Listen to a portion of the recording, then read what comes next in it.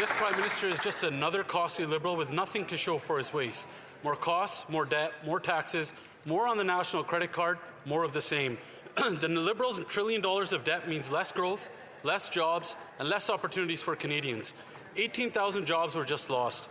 Unemployment rose to 6.9%, and 111,000 full-time jobs are gone under this Liberal government in just the last 4 months. How many more jobs will Canadians have to lose before this Liberal government stops its costly credit card budgeting? That's right. The Honourable Minister of Jobs and Families. Mr. Speaker, I am so excited to get up and stand and talk about Bill C-30, the Spring Economic Update, that invests $6 billion into working people, into skilled trades workers, into unions, Mr. Speaker, into great-paying jobs, building up the workforce of today and the future, Mr. Speaker. It's clear that these guys have no idea what working-class people are calling for. They're calling for investments in their communities, investments in their families, and investments in their future. That's what we're doing. The Honourable Member for Calgary East. Sending more students through trade school without creating any jobs are creating certificates for unemployment. And if they really want to invest in Canadians, the Liberal government can do one thing: just get out of the way. Let our natural resources get produced so we can create more jobs, create more boots on the ground, get shovels in the ground, and more projects built. That's what's going to help our youth, not more blocking of our resource projects. When will the Liberal government get out of the way, remove their anti-development laws, so youth actually have a future in this country again? Honourable Minister. Well, Mr. Speaker, maybe if that member went to Northern Ontario and talked to the mining sector and really listened to what big employers and small businesses are saying, they'd hear that exactly what we're doing is exactly what's needed. In fact, we've been applauded by employers, by unions, by trainers, by hard-working people who are saying we need an opportunity to take advantage of these jobs that are building Canada strong. Maybe he needs to get out of this place and go into the communities and talk to people about what they need to get these projects up the ground. Then actually he'd have something to say that would be worthwhile in here. The Honourable Member for Oshawa. Mr. Speaker, under this Prime Minister, we have the same old costly Liberals. More taxes, more debt, and more on the national credit card. And nothing to show for the waste. In April, gas prices exploded by 28.6 cents per litre, the largest monthly increase on record, hammering Canadians every time they fill up and driving the cost of everything. Shameful. And now the Liberal Finance Minister has even signaled they think they've done enough. Does the Prime Minister actually believe Canadians can afford this level of Liberal inflation? Yeah, good question. Good question. The Honourable Government House Leader. It is good news, actually. Mr. Speaker, I want to thank the member from Oshawa. Unfortunately, when we put things before this House that actually provide relief for Canadians, she, at the absolute demand of her leader, stands up and votes against them. So she votes against childcare, she votes against reduction in fuel taxes, she votes against dental care, she votes against training and opportunities for young people. When will that member convince her leader to stop voting against help for Canadians? The Honourable Member for Oshawa. Mr. Speaker, once again, Canadians aren't asking for excuses or these so-called half measures that they mention. They deserve relief. Every time my neighbours in Oshawa fill up their tank, buy groceries, or pay rent, they feel the impact of Liberal inflation. Conservatives have a real plan: to put money back into Canadians' pockets by removing all federal fuel taxes for all the year, to bring the cost down immediately at the pump and across the entire economy. Will the Prime Minister finally adopt this common sense plan and give Canadians a break? Yeah, well said.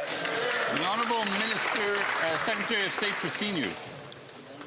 Mr. Speaker, we hear no common sense from the other side, and perhaps that's because they don't speak to Canadians. Over here, we are hearing from Canadians regularly, and they know that Canada faces a profound global economic uncertainty right now. And that's why we're responding with responsible measures, like protecting seniors from fraud, making the social programs that they rely on efficient and resilient to global shocks.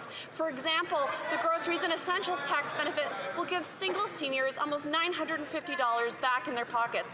This is what it means to be fiscally responsible managers investing in the public. The honourable member for Hamilton East, Stony Creek. More costs, more taxes, more debt, more on the national credit card, more of the same. This Prime Minister is just another costly Liberal with nothing to show for his waste. Gas prices surged 28.6% in April. Grocery prices are up 3.8% in April. Energy prices rose 19.2%. My community is being squeezed and they cannot pay more. Conservatives have a real plan to give Canadians a relief from Liberal inflation by removing all federal fuel taxes for the year. On what day will they adopt it? The Honourable Secretary of State for Sport. Thank you very much, Mr. Speaker. Perhaps the member from Hamilton East, Stony Creek, should talk to the 10,600 plus people in his riding who have accessed dental care that he and his party voted against.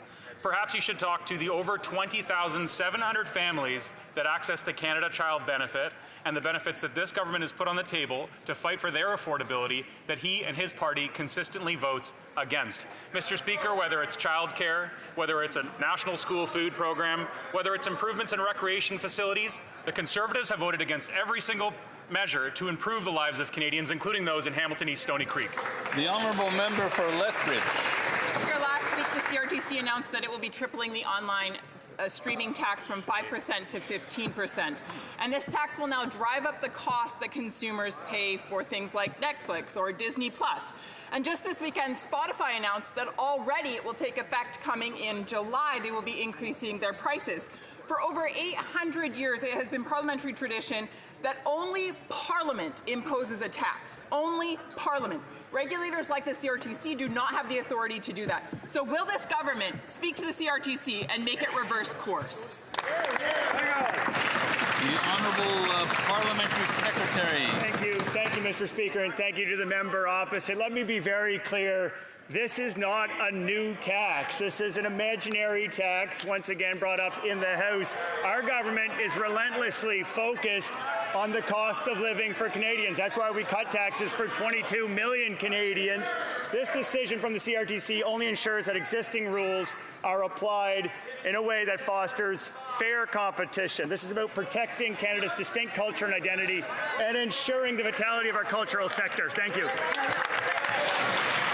The honourable member for Lethbridge. Mr. Speaker, a tax is a tax is a tax. You can call it whatever you want, but at the end of the day, Canadians pay more. That's a tax.